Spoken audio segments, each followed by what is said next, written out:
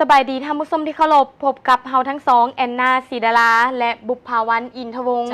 มื้อนี้ขอนำพาทานเข้าสู่หู้เห็นประเด็นข่าวซึ่งจะได้นำเอาแหล่งข้อมูลข่าวสารเหตุการณ์ที่พ้นเด่นบ่ว่าจะเป็นทางด้านการเมืองการทหารเศรษฐกิจวัฒนธรรมสังคมสาระน่าฮู้กีฬาและการบันเทิงทั้งภายในและต่างประเทศถึงหน้าหนังสือพิมพ์กองทัพประชาชนลาวฉบับที่5614ประจำวันพุธวันที่7มิถุนายนปี2023นำมาเสนอต่อกับบรรณาธิการในเวลา6:00 หา6:30 นาทีตอนเช้าของทุกๆวันเจ้าท่านผู้ชมผู้เห็นประเด็นข่าวเป็น2ทางหนึ่งที่สวยให้ทานผู้ที่บ่ได้รับบ่ได้สัมผัสหนังสือพิมพ์โดยกงอาจจะเนื่องจากสภาพแวดล้อมเงื่อนไขบ่สะดวกเขตห่างไกลศอกหลีกแต่สามารถรู้เห็นประเด็นข่าวใดอย่างถูกต้องทันเวลาทันเหตุการณ์ต่างๆที่เกิดขึ้นในแต่ละระยะทำอินนี้จะให้บรรดาทานหู้เห็นการเคลื่อนไหวของการนำภาครัฐกระทรวงป้องกันประเทศในนาที1ฉบับวันที่7มิถุนายน2023ซึ่งทำอินนี้เฮามาเริ่มกันที่กรมกองต่างๆจัดตั้งปลูกต้นไม้เนื่องในโอกาสวันปลูกต้นไม้แห่งชาติเนื่องในโอกาสวันปลูกต้นไม้แห่งชาติและวันเด็กน้อยสากลวันที่1มิถุนายนวิทยาคารป้องกันชาติไก่สนพรมวิหารกองบัญชาการทหารแขวงบริคำไซกองบัญชาการทหารแขวงบ่อแก้วสร้างกลจักร1กรมใหญ่เทคนิคกองทัพและกองพลที่5ได้จัดตั้งปลูกต้นไม้ใส่พื้นที่ค่ายคูและเนื้อที่ดินว่างเปล่าของกรมกองเพื่อเป็นการปลูกทดแทนต้นไม้ที่เสียไปสร้างให้กรมกองกลายเป็นค่ายคูสีเขียว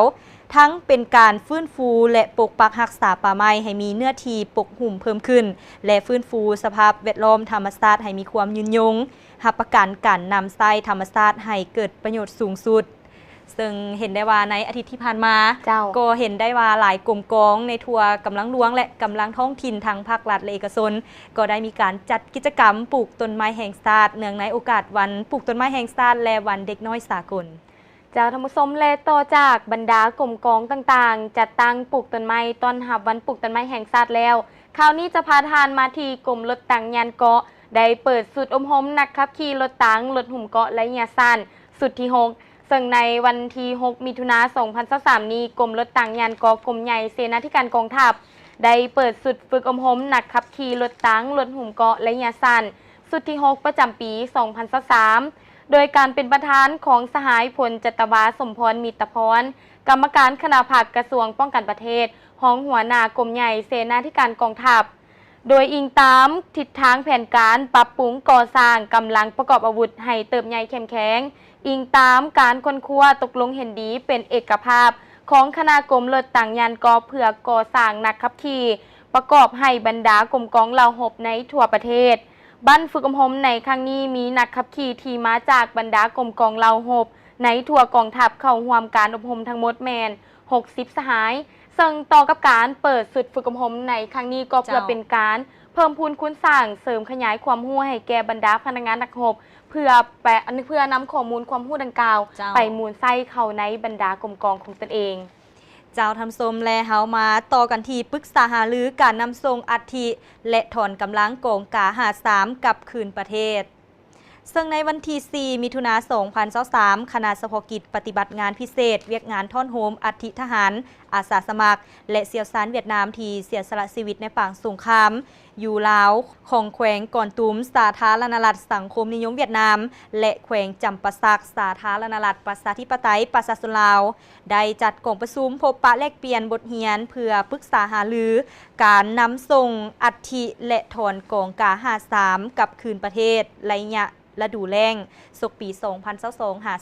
2023แขวงก่อนตุ้ม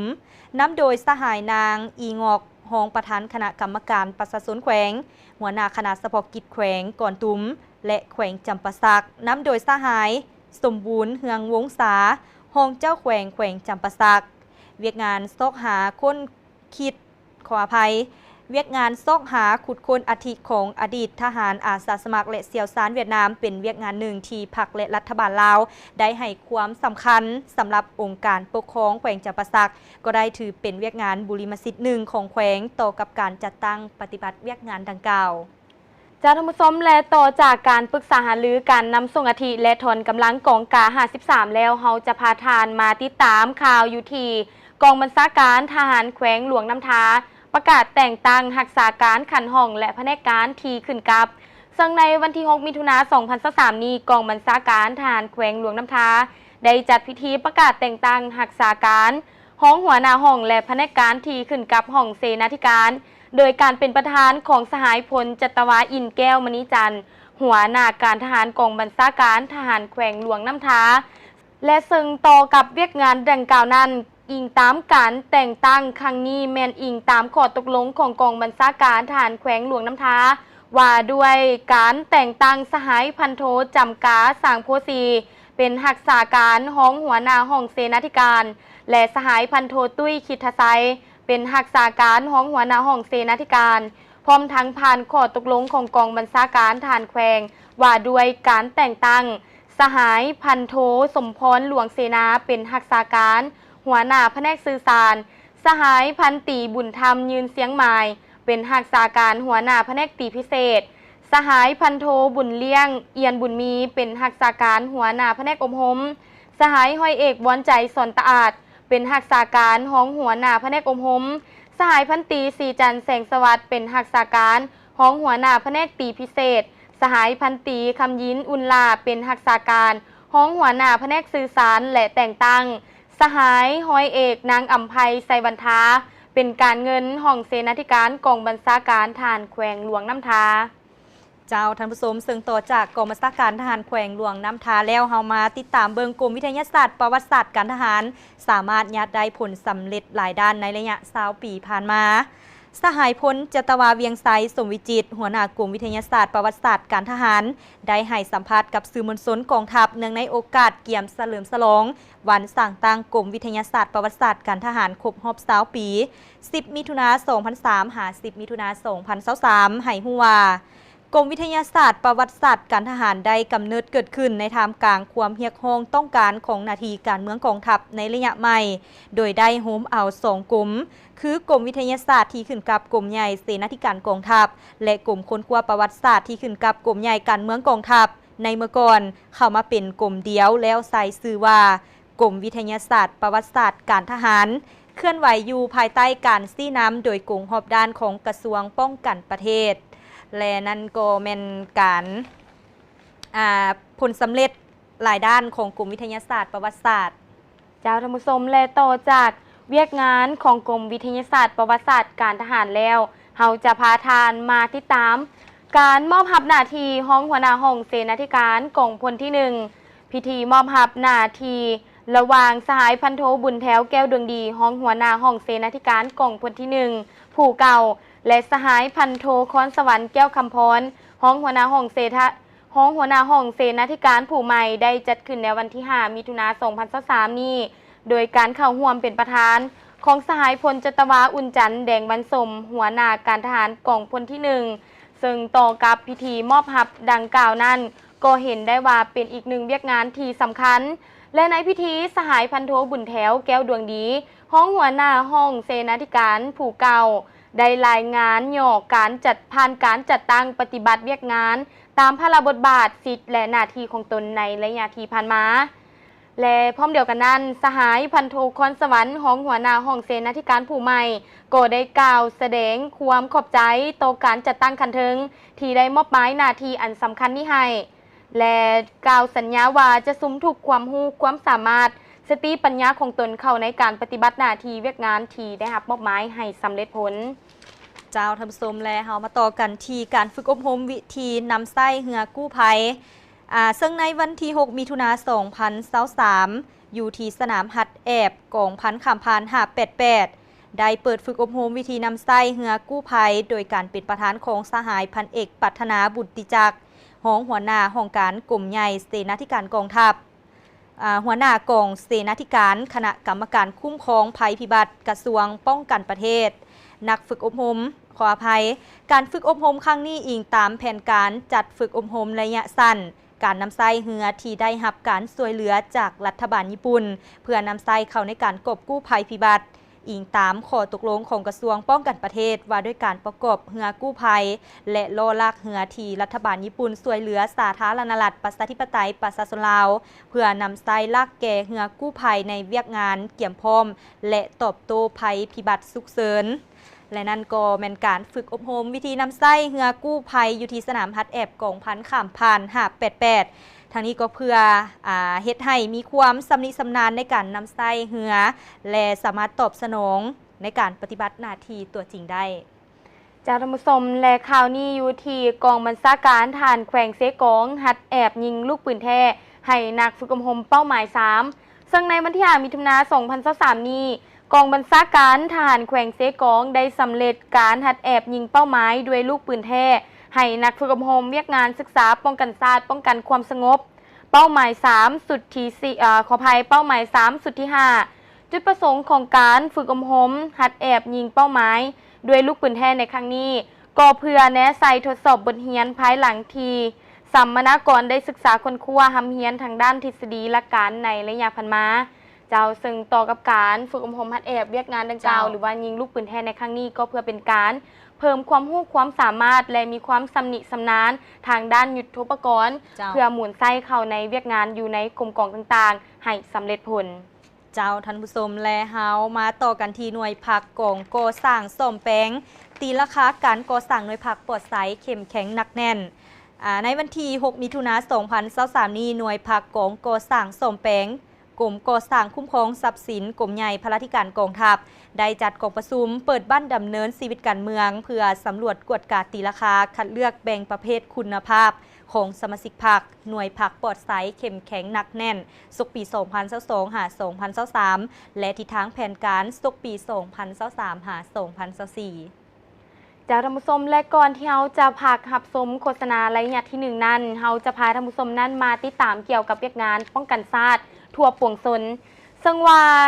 ทางเกี่ยวกับเวียกงานทั่วปวงชนป้องกันชาตินี้แมนจะพาทานมาติดตามการหับฮ้องเอาบ้านแซนดินเป็นบ้านป้องกันชาติเข้มแข็งท่านคำบุญดีแก้วหนูจันเลขาผักบ้านในบ้านแซนดินเมืองนาไซทองนครหลวงวิงจันทร์ได้ให้ฮู้ว่าการสร้างครอบครัวและบ้านป้องกันชาติเข้มแข็งอยู่บ้านแซนดินในระยะผ่านมาองค์การปกครองบ้านได้ถือเอาเวียกงานการศึกษาอบรมการเมืองนำพาแนวคิดเป็นปัญหาสำคัญต้นตอโดยสมทบกับพนักงานวิชาการที่เกี่ยวข้องจัดตั้งเผยแพร่เสื่อมซึมเอกสารและมติคำสั่งต่างๆให้ประชาชนซึ่งผ่านการประเมินผลการสร้างครอบครัวและบ้านป้องกันชาติเข้มแข็งตาม6มาตรฐานที่กระทรวงป้องกันประเทศวางออกสามารถรับฮ้องบ้านแซนดินเป็นบ้านป้องกันชาติเข้มแข็งและสามารถตีราคาครอบครัวประเภทแข็งมี273ครอบครัวพิธีประกาศรับฮ้องเอาบ้านแซนดินเป็นบ้านป้องกันชาติเข้มแข็งได้จัดขึ้นในท้ายเดือนพฤษภาคมที่ผ่านมาโดยการเข้าร่วมของทานเวียงคำศรีหาโคตรเจ้าเมืองนาไซทองนครหลวงวิงจันทร์ซึ่งก็เห็นได้เวียกนี้ก็เป็นเวียกงานที่สำคัญและก่อนที่จะประกาศรับฮ้องเป็นบ้านป้องกันชาติเข้มแข็งนั้นทางอำนาจการปกครองบ้านก็ได้มีการได้สิทธิ์ใกล้สิทธิ์ติดแพทย์และได้มีการติดตามดังนั้นเขาก็ขอสมเสยไปยังบรรดาบ้านต่างๆที่สามารถเป็นบ้านป้องกันชาติเข้มแข็งได้เจ้าทำสมระยะนี้ไปหับสมโฆษณากันก่อนแล้วจึงกลับมาพบกันในระยะต่อไปของทางหู้เห็นประเด็นข่าวเมื่อพวกเขาอยู่ภายใต้ชายคาของสถานีโทรภาพกองทัพ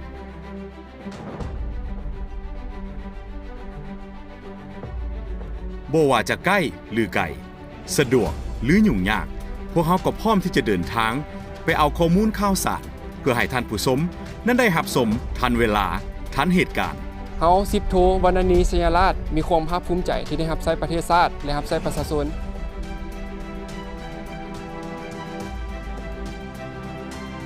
พวกเขาคำนึงถึงจรรยาบรรณและหน้าที่รับผิดชอบเสมอ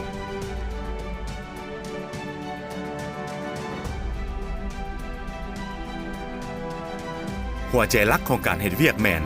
ว่องไวชัดเจนครบถ้วนและถูกต้องโทรภาพกองทัพกำเนิดเติบใหญ่ขยายตัวเคียงคู่กับการพัฒนาของกองทัพในระยะใหม่พวกเขามีความพร้อมทางด้านบุคลากรอุปกรณ์และจิตใจอันเป็นหนึ่งเดียวในการนำเสนอข่าวสารการเคลื่อนไหวของกองทัพประชาชนลาวก็คือประเทศชาติพ พวกเฮามีการวางแผนพัฒนาปรับปรุงการเฮ็ดเวียกในทุกๆอาทิตย์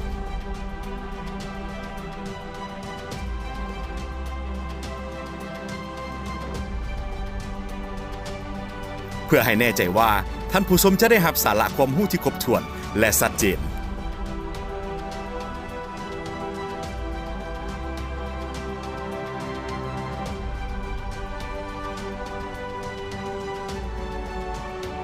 โทรภาพกองทัพประชาชนลาวมุ่งมั่นก้าวไกลใส่ใจพัฒนาวิชาการจรรยาบรรณสื่อมวลชนฝึกฝนเที่ยงธรรมนำเสนอข้อมูลข่าวสารสาระบันเทิงว่องไวทันสมัยบริการรับใช้ประชาชนท่านผู้ชมกับเข้าสู่ระยะนี้เฮาก็ยังอยู่กันที่ข่าวถึงหน้าหนังสือพิมพ์กองทัพประชาชนลาวฉบับออกรายวันประจำวันที่ 7 มิถุนายน 2023และระยะนี้มาติดตามเบิ่งเวียกงานการอบรมหัดแอบซึ่งได้ยกสูงศิลปยุทธวิธีให้นักเรียนก่อสร้างใน10ทหารสายแดนปฏิบัติตามแผนการอบรมหัดแอบประจำปีของโรงเรียนทหารสายแดน 712 ในนี้ได้สำเร็จการเคลื่อนทัพด้วยการย่างสู่สนามของนักเรียนก่อสร้างใน10สุดที่ 5 โดยการสีน้ำของสหายพันโทปริญญาเอกจันพรท้องสอนรองหัวหน้าการทหารหัวหน้าแผนกอบรมโรงเรียนทหารสายแดน 712 การเคลื่อนทัพในครั้งนี้มีระยะทางประมาณ25 กิโลเมตรใช้เวลาเคลื่อนทัพ3 วัน 2 คืนและในเวลาเคลื่อนแมนได้เคลื่อนผ่านสิ่งกีดขวางเป็นต้นแมนผ่านห้วยหองของบึงผ่านการปฏิบัติตัวจริงเห็นได้ว่านักเรียนแต่ละสหายมีความเข้าใจและกำแน่นทางภาคทฤษฎีบทเรียนที่เรียนมาซึ่งเวียกงานอบรมหัดแอบก็เป็นเวียกงานที่สำคัญเพื่อเฮ็ดให้พนักงานนักรบหรือว่านักเรียนก่อสร้างใน10ทหารสายแดนแม่นได้ยกระดับความรู้ความสามารถในการนำใช้อาวุธยุทโธปกรณ์ที่ประกอบให้มีความสำนิสำนานด้านศิลปยุทธวิธีขั้นพื้นฐานเจ้าท่านผู้ชมและต่อจากเวียกงานการอบรมหัดแอบเราจะพาทานมาติดตามเวียกงานขององค์การจัดตั้งมหาชนซึ่งจะพาทานมาติดตามเวียกงานของแขนงสาพันธ์แม่หญิงโรงงานแผนที่กองทัพเป็นเจ้าการพันขยายแผนพัฒนาแม่หญิงสหายพันตีนางคำลาทองเวียงไซหัวหน้าแขนงสาพันธ์แม่หญิงโรงงานแผนที่กองทัพได้ให้สัมภาษณ์ว่าระยะ5 ปีที่ผ่านมาแขนงสาพันธ์แม่หญิงได้เอาใจใส่ศึกษาอบรมการเมืองนำพาแนวคิดให้สมาชิกแม่หญิงรับรู้เสื่อมซึมกำแน่นแนวทางนโยบายของพรรคกฎหมายของรัฐข้อกำหนด7ระบอบ18เวียกของกองทัพและเนื้อในข้อแข่งขัน 3D ของศูนย์กลางสหพันธ์แม่หญิงลาววังออกและอันทีพ้นเด่นแขนงสหพันธ์แม่หญิงโรงงานแผนที่กองทัพได้พันขยายแผนพัฒนาแม่หญิง9แผนงาน29โครงการของสหพันธ์แม่หญิงลาวออกมาจัดตั้งปฏิบัติซึ่งนี่ก็เป็นเวียกงานและสิ่งที่พ้นเด่นของแขนงสหพันธ์แม่หญิงโรงงานแผนที่กองทัพในตลอดระยะที่ผ่านมาก็ได้ประกอบส่วนและมีผลงานเวียกงานที่พ้นเด่นที่สำคัญก็คือมีการเสื่อมซึมแนวคิดให้แก่สมาชิกแม่หญิงมีแนวคิดอุ่นเอียงทุนเทียงเสื่อมั่นต่อการนำพาของพรรคและรัฐโดยเฉพาะก็คือของกองทัพเฮาและได้เอาใจใส่จะตั้งหน้าที่ปฏิบัติเวียกงานให้สำเร็จผลเจ้าท่านผู้ชมต่อจากเวียกงานองค์การจัดตั้งมหาชนแล้วเฮามาติดตามเบิงสูญเสียองค์การพิเศษ790จัดพิธีปลูกต้นไม้เนื่องในโอกาสวันปลูกต้นไม้แห่งชาติซึ่งในวันที่ 1 มิถุนายน 2023สูญเสียองค์การพิเศษ790ได้จัดพิธีปลูกต้นไม้เนื่องในโอกาสวันปลูกต้นไม้แห่งชาติซึ่งการปลูกต้นไม้ในครั้งนี้ก็เพื่อเป็นการปลูกจิตสำนึกให้พนักงานนักรบได้รู้ถึงคุณค่าธรรมชาติสิ่งแวดล้อมอ้อมข้างให้ห่มเย็นมีความอุดมสมบูรณ์ไปด้วยต้นไม้ให้มากกลายเป็นค่ายสีเขียวเจ้าและต่อจากเวียกงานการปลูกต้นไม้เพื่อให้เป็นค่ายสีเขียวสวยสดงดงามแล้วเราจะพาทานมาติดตามข่าวอยู่ที่หน้าหนังสือพิมพ์หน้าที่3เกี่ยวกับเวียกงานช่วยเหลือของกองพลที่5ได้ช่วยเหลือครอบครัวผู้ประสบอัคคีภัยในวันที่2 มิถุนายน 2023นี้สหายพันเอกศรีประเสริฐเผยคำสิงหัวหน้าการเมืองกองพลที่5พร้อมคณะได้มอบเงินช่วยเหลือให้ครอบครัวผู้ประสบอัคคีภัยไฟไหม้เฮือนจำนวน1ครอบครัวอยู่บ้านหลัก40เมืองปทุมพรแขวงจำปาสักที่ถูกอัคคีภัยในวันที่10 พฤษภาคม 2023ผ่านมาจากการติดตามกวดกาสภาพอัคคีภัยที่เกิดขึ้นครั้งนี้แม่นได้สร้างความเสียหายให้กับครอบครัวดังกล่าวและด้วยความเป็นห่วงเป็นใยของกองพลที่5ดังนั้นกองพลที่5ได้นำเอาความช่วยเหลือมามอบให้ครอบครัวผู้ประสบอัคคีภัยไฟไหม้เฮือนจำนวน20 ล้านกีบ และนี่ก็เป็นเวียกงานการช่วยเหลือและพวกเราก็ขอส่งเสยไปยังกองพลที่5ที่ได้ประกอบส่วนสุขยุ่งช่วยเหลือและให้กำลังใจกับครอบครัวที่ประสบอัคคีภัยและก็ขอฝากกันอีกตื่มในระยะนี้อากาศก็มีการเปลี่ยนแปลงโดยเฉพาะแม่นร้อนอบอ้าวควรระมัดระวังก่อนที่จะออกจากบ้านควรกวดกาเบิ่งเรื่องฟืนเรื่องไฟให้ดีๆเพื่อเป็นการป้องกันบ่ให้เกิดอัคคีภัยไฟใหม่ได้เจ้าก็ถือได้ว่าเป็นการแบ่งเบาความทุกข์โศกที่ว่าทางกองพลที่5ได้ให้การช่วยเหลือครอบครัวผู้ประสบอัคคีภัยในครั้งนี้เจ้าทำส้มและเฮามาต่อกันที่กอง1988เผยแพร่เสื่อมซึมเนื้อในกองประชุมเวียกงานการเมืองแนวคิดทั่วประเทศครั้งที่5ในวันที่6มิถุนายน2023นี้กอง1988ได้จัดตั้งกองประชุมเผยแพร่เสื่อมซึมเนื้อในกองประชุมเวียกงานการเมืองแนวคิดทั่วประเทศครั้งที่5ซึ่งการเผยแพร่เสื่อมซึมเนื้อในกองประชุมเวียกงานการเมืองแนวคิดทั่วประเทศครั้งที่5ในครั้งนี้ก็เพื่อแนใส่เฮ็ดให้คณะพรรคคณะบรรษาพนักงานนักรบทุกคนที่ได้เข้าร่วมเสื่อมซึมสร้างความเข้าใจเป็นเอกภาพและลึกซึ้งต่อบรรดาเนื้อในจิตใจดังกล่าวไปพันขยายเข้าในหน้าที่เวียกงานตัวจริงของกรมกอง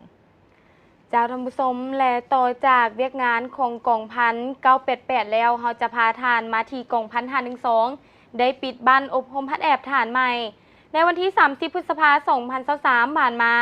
กองพัน512กองบัญชาการฐานนครหลวงวิจันทร์ได้ปิดบ้านอบรมพัดแอบฐานใหม่ประจำปี2023โดยการเป็นประธานของสหายพันเอกบุญวานพรหมวงศ์หัวหน้าการทหารกองบัญชาการทหารนครหลวงวิจันทร์ผ่านการอบรมพัดแอบทั้งภาคทฤษฎีและภาคปฏิบัติตัวจริงนั้นสามารถเฉลี่ยผลได้รับดังนี้วีซ่าการเมืองขันเก่ง34สหายขันดี19สหายกลาง11สหายวีซ่าระเบียบหุบแถวขันเก่ง49สหายดี15สหายวีซ่าศิลปยุทธขันเก่ง39สหายดี25สหายวีซ่ายุทธวิธีขันเก่ง27สหายดี25สหายกลาง12สหายวีซ่าพละธิการเทคนิคขันเก่ง24สหายดี28สหายกลาง12สหายยิงลูกปืนแท้ขันเก่งแมน3สหายเจ้าและต่อกับบ้านปิดอบรมฮัดแอบให้กับทหารใหม่ในครั้งนี้ก็เห็นได้ว่ามีผลสำเร็จอย่างจบงามผู้ที่เป็นทหารใหม่ก็ได้เสื่อมซึมและกำแน่นพร้อมที่จะนำเอาบทเรียนดังกล่าวเข้าไปหมุนไส้ในชีวิตประจำวัน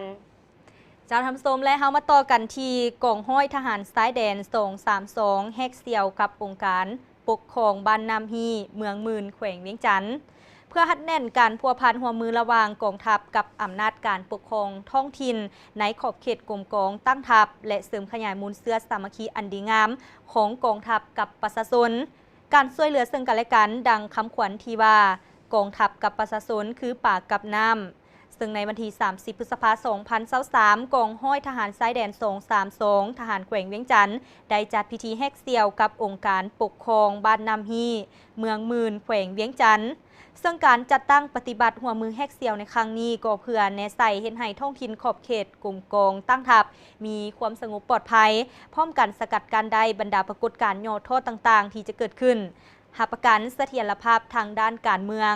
สร้างเงื่อนไขให้แก่การพัฒนาเศรษฐกิจสังคมมีการขยายตัวอย่างต่อเนื่อง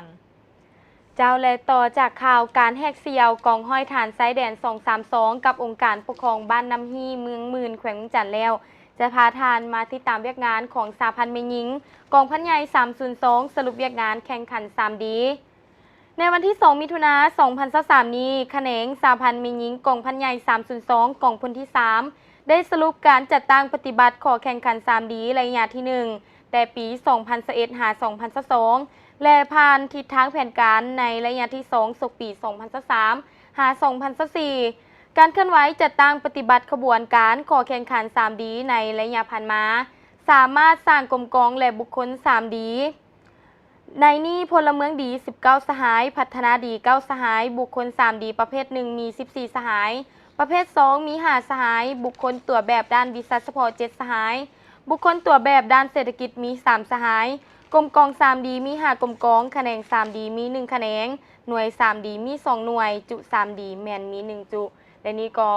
เป็นบรรดาเวียกงานการสรุปเวียกงานแข่งขัน 3D ของสาพันธ์แม่หญิงกองพันใหญ่302เจ้าทำส้มต่อจากการเคลื่อนไหวเวียกงานของหน่วยสาพันธ์แม่หญิงกองพันใหญ่302แล้วเฮามาติดตามเบิงหน่วยผักกองห้อย18ทหารแขวงหัวพันดำเนินกองประชุมใหญ่ครั้งที่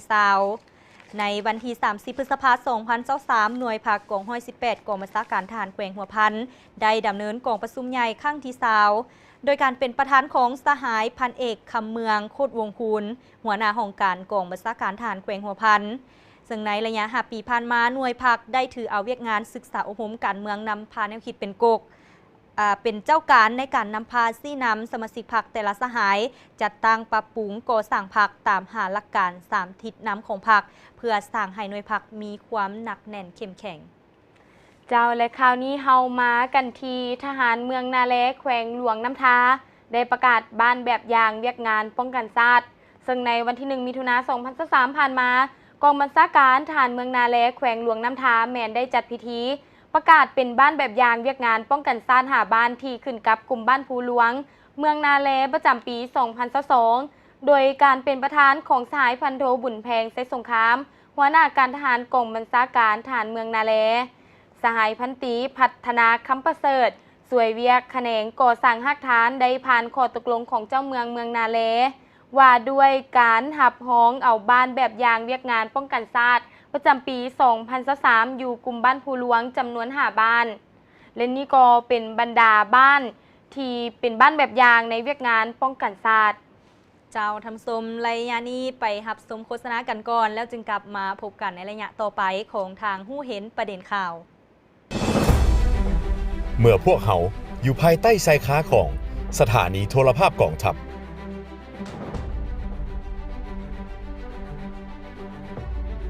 บ่ว่าจะใกล้หรือไกลสะดวกหรือยุ่งยากพวกเขาก็พร้อมที่จะเดินทางไปเอาข้อมูลข่าวสารเพื่อให้ท่านผู้ชมนั้นได้รับชมทันเวลาทันเหตุการณ์เฮา10 โทวรรณนีสยาราชมีความภาคภูมิใจที่ได้รับใช้ประเทศชาติและรับใช้ประชาชน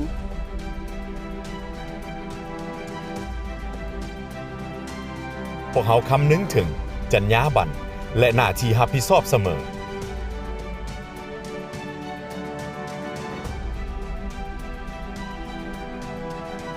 หัวใจหลักของการเฮ็ดเวียกแมนว่องไวชัดเจนครบถ้วนและถูกต้องโทรภาพกองทัพกำเนิดเติบใหญ่ขยายตัวเคียงคู่กับการพัฒนาของกองทัพในระยะใหม่พวกเขามีความพร้อมทางด้านบุคลากรอุปกรณ์และจิตใจอันเป็นหนึ่งเดียวในการนำเสนอข่าวสารการเคลื่อนไหวของกองทัพประชาชนลาวก็คือประเทศชาติพวกเขามีการวางแผนพัฒนาปรับปรุงการเฮ็ดเวียกในทุกๆอาทิตย์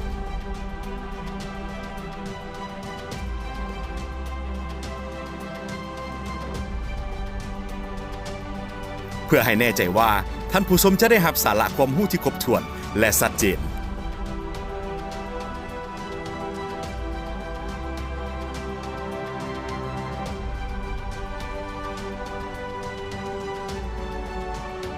โทรภาพกองทัพประชาชนลาวมุ่งมั่นก้าวไกลใส่ใจพัฒนาวิชาการจรรยาบรรณสื่อมวลชนฝึกฝนเที่ยงธรรมนำเสนอข้อมูลข่าวสารสาระบันเทิงว่องไวทันสมัยบริการรับใช้ประชาชน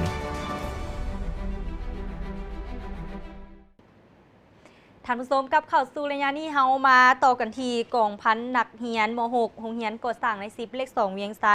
สรุปตีราคาการก่อสร้างหน่วยผักปลอดไซเข้มแข็งหนักแน่นซึ่งในวันที่ 31 พฤษภาคม 2023 กองพันนักเรียนม.6 โรงเรียนก่อสร้างใน10เลข2เวียงไซได้จัดกองประชุมสรุปการก่อสร้างหน่วยผักปลอดไซเข้มแข็งหนักแน่นประจำปี 2023 และผ่านทิศทางแผนการประจำปี 2024การนำพาปรับปรุงก่อสร้างหน่วยผักปลอดไซเข้มแข็งหนักแน่นในระยะผ่านมาหน่วยผักกองพันนักเรียนม.6 ได้นำพาซี่น้ำบรรดาจุผักกองห้อยหมวดหมู่และองค์การจัดตั้งมหาชนด้วยความรับผิดชอบสูงในการจัดตั้งปฏิบัติมติคำสั่งข้อกำหนดกฎระเบียบของภาครัฐให้ถูกต้องและมีผลสำเร็จเป็นอย่างสูงเจ้าท่านผู้ชมและอยู่ที่โรงเรียนการทหารท้องถิ่นแขวงอัตตปือได้จัดพิธีปลูกต้นไม้ในวันที่1 มิถุนายน 2023 โรงเรียนการทหารท้องถิ่นแขวงอัตตปือได้จัดพิธีปลูกต้นไม้เนื่องในโอกาสวันปลูกต้นไม้แห่งชาติโรงเรียนการทหารท้องถิ่นแขวงอัตตปือได้ถือสำคัญเวียกงานคุ้มครองปกปักรักษาป่าไม้เป็นเวียกงานหนึ่งที่สำคัญโดยถือเอาวันปลูกต้นไม้แห่งชาติโดยกงกับบันเด็กน้อยสากลปลูกต้นไม้ให้โฮมต้นไม้กินหมากและต้นไม้ประดับอื่นๆ เจ้าท่านผู้ชมและเฮามาต่อกันที่ป่าไม้แม่นแหล่งทรัพยากรธรรมชาติที่มีคุณค่าสูงและมีบทบาทสำคัญที่สุดต่อมวลมนุษย์ซึ่งสหายพันเอกไอสำล้านคำมาวงศ์หัวหน้าการเมืองโรงงานแผนที่กองทัพทั้งเป็นผู้ชี้นำเวียกงานหอบด้านของเฮือนฝากเด็กแผนที่กองทัพได้ให้สัมภาษณ์ต่อนักข่าวหนังสือพิมพ์กองทัพเนื่องในโอกาสวันปลูกต้นไม้แห่งชาติครบรอบ 43 ปี 1 มิถุนายน 1980 หา 1 มิถุนายน 2023 และวันเด็กน้อยสากลครบรอบ 99 ปี 1 มิถุนายน 1924 หา 1 มิถุนายน 2023 ว่าเพื่อเป็นการจัดตั้งพันขยายแผนการที่คณะพักกระทรวงป้องกันประเทศวางออกโดยการปกปักรักษาฟื้นฟูป่าไม้ตามทิศสีเขียวยืนยงดังนั้นพรรครัฐบาลย่ำใดก็ถือเอาเวียกงานคุ้มครองปกปักรักษาและพัฒนาป่าไม้เป็นเวียกงานยุทธศาสตร์สำคัญของการพัฒนาเศรษฐกิจสังคมแห่งชาติเจ้าท่านผู้ชมและข่าวนี้เราจะนำเสนอเกี่ยวกับธรรมชาติและสิ่งแวดล้อมซึ่งว่าสิ่งแวดล้อมเป็นพิษสิ่งที่มีชีวิตแม้นมีความเสี่ยงเมื่อว่าถึงปัญหาสิ่งแวดล้อมในประเทศลาวเฮาในปัจจุบันหลายคนแม้นมีความเป็นห่วงและวิตกกังวลเนื่องจากการเปลี่ยนแปลงอย่างไววาในการพัฒนาเศรษฐกิจสังคมซึ่งส่งผลกระทบโดยตรงต่อการเสื่อมโทรมและเกิดมลพิษในสิ่งแวดล้อมอย่างหลีกเลี่ยงบ่ได้เช่นว่ามลพิษทางหน้าดินอากาศน้ำเสียงและมลพิษอื่นๆปัญหาสิ่งแวดล้อมเกิดขึ้นแน่นอนส่งผลกระทบโดยตรงต่อสุขภาพทั้งทางกายและจิตใจของคนพอเป็นสาเหตุของการเป็นพยาธิชนิดต่างๆทั่วโลกมีลักษณะคล้ายคือกันโดยเฉพาะประเทศในกลุ่มเศรษฐกิจสังคมคล้ายคือกันแม้นพบปัญหาสิ่งแวดล้อมที่คล้ายคือกันหลายในนี้ประเทศลาวก็เช่นเดียวกันซึ่งว่าสิ่งแวดล้อมเป็นผิดสิ่งที่มีชีวิตแม้นมีความเสี่ยงก็คือดังที่เขาเห็นน้ำกันในปัจจุบันนี้ถ้าว่าสิ่งแวดล้อมเฮาเป็นมลพิษแน่นอนจะส่งผลกระทบต่อร่างกายและจิตใจของคนเฮาฉะนั้นพวกเฮาทั่วปวงชนทั่วประเทศควรพร้อมเพรียงเฮียงใจกันเอาใจใส่ในการปกปักรักษาสิ่งแวดล้อมบ่ควรทำลายสิ่งแวดล้อมอย่างเด็ดขาดเพื่ออากาศที่ปลอดภัยอยู่ในประเทศลาวของเฮาเพื่อเป็นการปกปักรักษาสิ่งแวดล้อมพวกเฮาต้องร่วมกันหันมาปลูกต้นไม้และยุติการตัดไม้ทำลายป่านับแต่นี้เป็นต้นไปแล้วท่านผู้ชมและเฮามาต่อกันที่ข่าววงจรเศรษฐกิจซึ่ง9 เดือนท้ายปี 2023 เมืองปากลายจะสู่ซนจัดเก็บรายรับให้ได้ 4.3 ตื้อกีบทานคำฝันวงสวรรค์หงเจ้าเมืองผู้ซี่น้ำคงเขตเวียกงานเศรษฐกิจของเมืองได้รายงานต่อกองประชุมครบคณะบริหารงานผักเมืองปากลายแขวงไซยบุรีครั้งที่ 10 สมัยที่ 8 ที่ได้ดำเนินในบดลนิวาในระยะ 3 เดือนผ่านมาด้านงบประมาณสามารถจัดเก็บรายรับได้ 2.35 ตื้อกีบเท่ากับ 29.15 ส่วนห้อยของแผนการต่อปีขออภัยของแผนการปีด้านรายจ่ายปฏิบัติได้ 1.3 ตื้อกีบเท่ากับ 22.30 ส่วนห้อยของแผนการปีการปล่อยสินเชื่อของธนาคารให้บรรดาหัวหน่วยการผลิตธุรกิจทั้งหมด 106.12 ตื้อกีบลื่นแผนการปี 39 ส่วนห้อยเทียบสายปีผ่านมาเพิ่มขึ้น 98 ส่วนห้อยระดมเงินฝากได้ 116.24 ตื้อกีบเท่ากับ 52.81 ส่วนห้อยของแผนการปีเพิ่มขึ้น 15.97 ส่วนห้อยเจ้าท่านผู้ชมและต่อไปจะเปลี่ยนบรรยากาศให้ทานได้มาติดตามรับชมข่าวต่างประเทศซึ่งเราจะมาติดตามที่กัมพูชีจะเป็นประเทศที่มีรายรับปานกลางสูงในปี 2030 สำนักข่าวเวียดนามนิวรายงานในวันที่ 6 มิถุนายนนี้ท่านฮุนเซนนายกรัฐมนตรีแห่งราชอาณาจักรกัมพูชีได้ออกมาแสดงความเชื่อมั่นว่ากัมพูชีจะหลุดพ้นออกจากสถานภาพเป็นประเทศด้อยพัฒนาช้าสุดปี 2027 และจะบรรลุเป้าหมายกลายเป็นประเทศที่มีรายรับปานกลางสูงในปี 2030 ท่านนายกรัฐมนตรีกล่าวตื่นว่าการรักษาสันติภาพและเสถียรภาพทางการเมืองแม่นเงื่อนไขสำคัญที่สุดเพื่อบรรลุเป้าหมายดังกล่าวเศรษฐกิจกัมพูชีได้ฟื้นตัวเป็นอย่างดีภายหลังการระบาดของพยาธิโควิด -19 โดยคาดคะเนการเติบโต GDP ในปี 2023 จะบรรลุ 5.6 ส่วนห้อยเพิ่มขึ้นจาก 5.2 ส่วนห้อยในปี 2022 เจ้าทำสมซึ่งต่อจากข่าวต่างประเทศแล้วเฮามาต่อกันที่วงจรกีฬาซึ่งสร้างน้อยสร้างสถิติชนะ10 นัดรวดแล้วลีก1ประจำปี 2023 การแข่งขันเตะบาสแล้วลีกหนึ่งนัดที่ 10 ในท้ายอาทิตย์ผ่านมาแข่งครบ 4 คู่สร้างน้อยแซมเก่ายังฟอร์มดีต่อเนื่องได้ไซมา 10 นัดรวด ล่าสุดเอาชนะหลวงพระบางที่สนามกีฬาแห่งชาติหลัก 16 3 ประตูต่อ 2 บุญพระจันทร์บุญกองยิง 2 ประตู และกีดาวรสุวรรณี 1 ประตู ขณะที่กองทัพเอาชนะเวียงจันทร์5 ประตูต่อ 1ติสีหาราชยิงขออภัยติสีหาราชยิงแฮตทริกส่วนมาสเตอร์เซเว่นเอาชนะน้ำท้า2 ประตูต่อ 1 และจำปาสักเสียให้เอสลา1 ประตูต่อ 7 โจนี่แวนประเสริฐยิงแฮตทริกพัฒนาพรหมเทพยิง 2 ประตู เจ้าท่านผู้ชมต่อกับเวียกงานหรือว่าวงจรกีฬาอยู่ใน เจ้า บ้านเฮาก็เอิ้นได้ว่าเป็นหน้าที่จับตา เพราะว่าบรรดานักกีฬาในปัจจุบันนี้ก็มีการฝึกฝนเพื่อเกี่ยมพร้อมเขาในการแข่งขันในลีกต่างๆ และพร้อมเดียวกันนั้นในวันที่ 11 มิถุนาเวลา 4 โมงหรือว่า 16 โมง00ทั้ง 2 คู่หลวงพระบางแมนเปิดสนามกีฬาแขวงหลวงพระบางพบกับจำปาสักและน้ำท้าเปิดสนามกีฬาแขวงหลวงน้ำท้าพบกับกองทัพสามารถรับชมการถ่ายทอดสดผ่านทาง Facebook ลาวลีก 1 และ YouTube สาพันธ์บานเตะแห่งชาติลาวได้ ดังนั้นพวกเขาก็ขอเป็นกำลังใจให้กับนักกีฬาทุกทีมที่เข้าร่วมการแข่งขัน เจ้าทำส้มมาฮอนีเวลาของทางหู้เห็นประเด็นข่าวก็ได้หมดเวลาลงเพียงเท่านี้บรรดาทานสามารถติดตามหับชมย้อนหลังได้ตืมที่ Facebook Page LATV หรือ YouTube LATV สำหรับมื้อนี้เฮาทั้งสองต้องลาทานผู้ชมไปก่อนสบายดี สบายดี